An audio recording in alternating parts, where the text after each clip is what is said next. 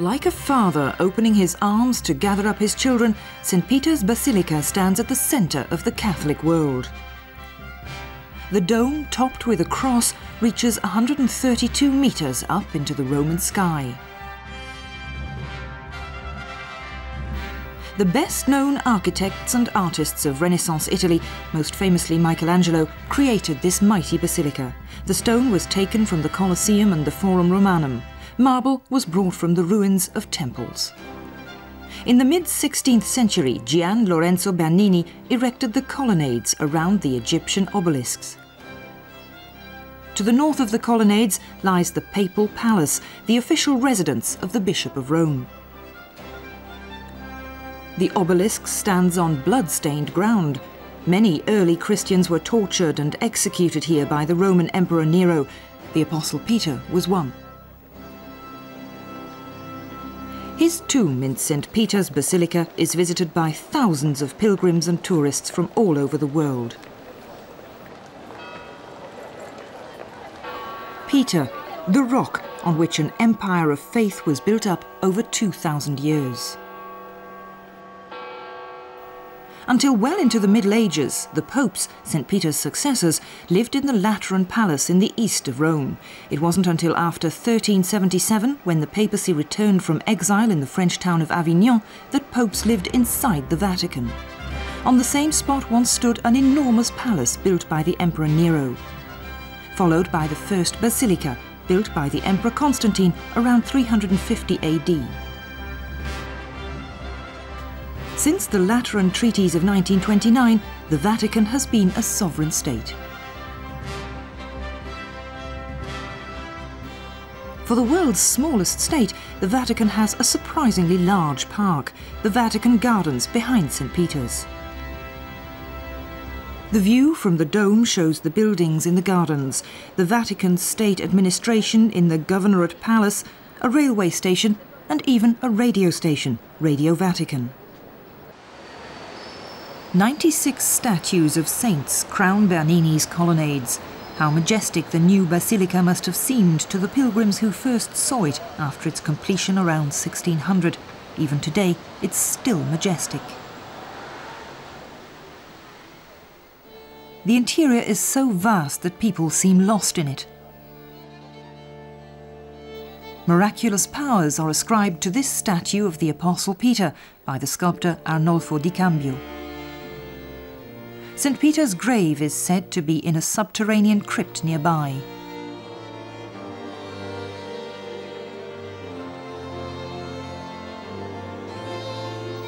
The high altar in the central nave is crowned by the ciborium, built in 1624 by Bernini.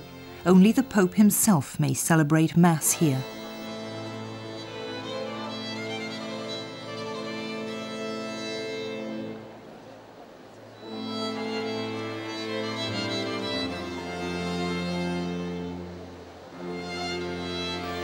The columns of this papal altar are built over the grave of St. Peter. Pilgrims stand around it in silent devotion.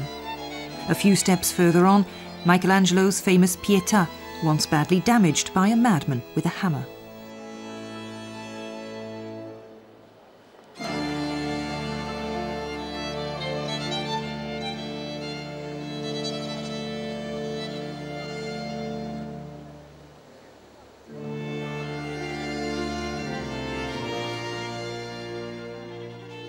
Here in the crypt, archaeologists have found not only the foundations of the first church on the site, but also Greek characters referring to Peter and his burial place.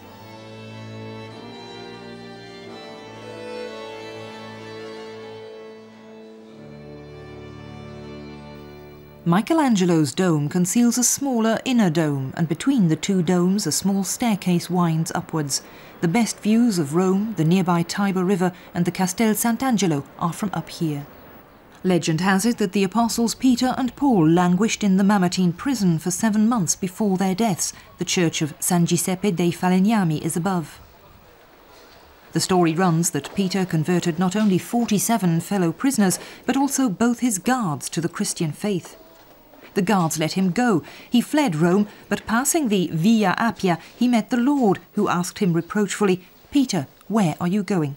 Peter turned back to his prison and was later crucified. The Mamertine dungeon was the Roman state's prison. Many famous prisoners starved to death here or were executed, like the Numidian king Jugurtha and the Gallic king Vercingetorix, dragged to Rome as a prisoner by Julius Caesar.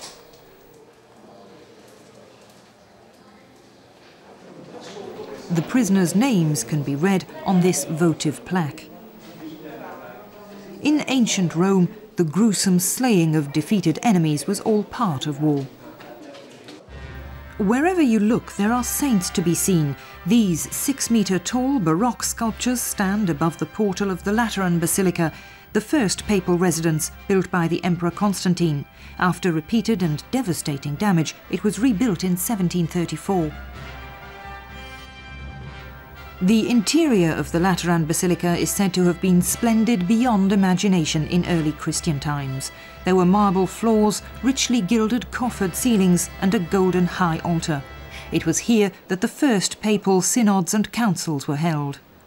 Until the year 1870, all popes were crowned in this basilica, and even today the Bishop of Rome comes here on Maundy Thursday for the traditional washing of the feet of the poor. Perhaps the most beautiful bridge in Rome is the one leading to the Castel Sant'Angelo.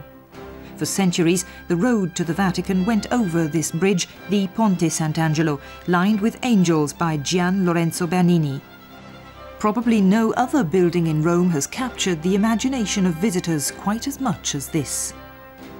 The old funerary chamber of the Emperor Hadrian was turned into a fortress in the Middle Ages, and eventually a papal residence was added. Pope Alexander VI had the interior of the fortress lavishly decorated. Here he held court and plotted his various intrigues, and here too he received the daughter he idolized, Lucretia Borgia, and entertained his many concubines.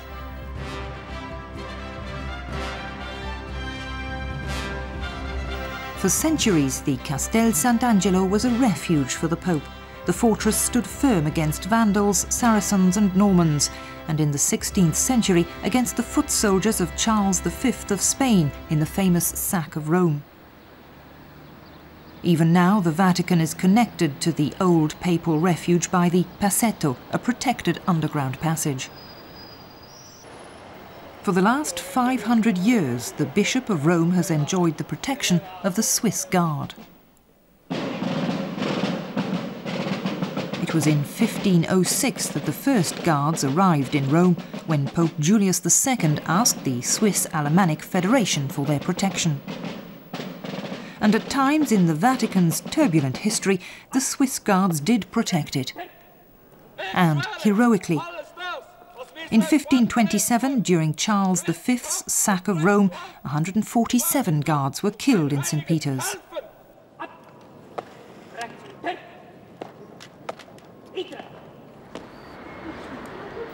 To the north of the Basilica lie the Vatican's extensive museums, once part of the Papal Palace. It was the worldly Renaissance Pope Julius II who began the first collections in 1506.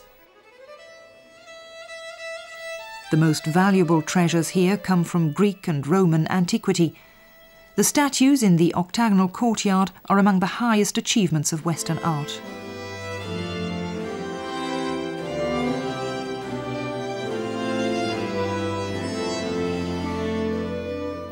The god Apollo, the incarnation of human beauty. The Laocoon group of mythological figures created by Greek sculptors from Rhodes.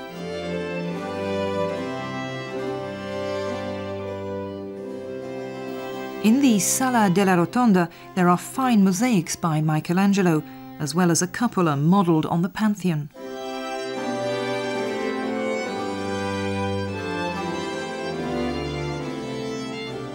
Here stands the largest of the bronze statues of antiquity, Hercules, the hero of Greek mythology. There are so many treasures here that one could spend days or even weeks in these museums alone. The Vatican Library, founded around 1450 by Pope Nicholas V, There are valuable manuscripts and copies of the Gospels, but also historical documents from a millennium and a half of papal history. Not all of the rooms are open to the public, and permits are required even for those parts of the library that are accessible. Pope John Paul II enters the Sistine Chapel for a service of thanksgiving at the end of the long drawn-out works of restoration. The Sistine Chapel is the high point of any visit to the Vatican. Popes have been elected here for centuries. The restored frescoes on the ceiling and the end wall, Michelangelo's masterpieces, appear again in all their glory. This one shows the creation of Adam as interpreted by the artist. Adam is given life by God not with a breath, but with a touch. On the end wall, the Last Judgment scene shows Jesus as judge. Michelangelo spent 7 long years on this work and finished it in 1541. Hearing the Sunday Angelus prayers in St. Peter's Square is a fitting way to end a visit to the Vatican. People come here from all over the world to see the Pope once in their lifetime. At noon, the windows of the papal chambers open on the 4th floor, and the leader of the world's 800 million Catholics addresses the faithful. Produca frutti di sincera conversione, di operosa concordia, solidarietà e di pace. At the end of the prayers, the Pope gives his blessing. At Christmas and Easter, the blessing given is Urbi et Orbi, to the city and to the world. This has been the custom for centuries, and doubtless it will continue in the 3rd millennium. After all, the papacy is the oldest institution of the Western world.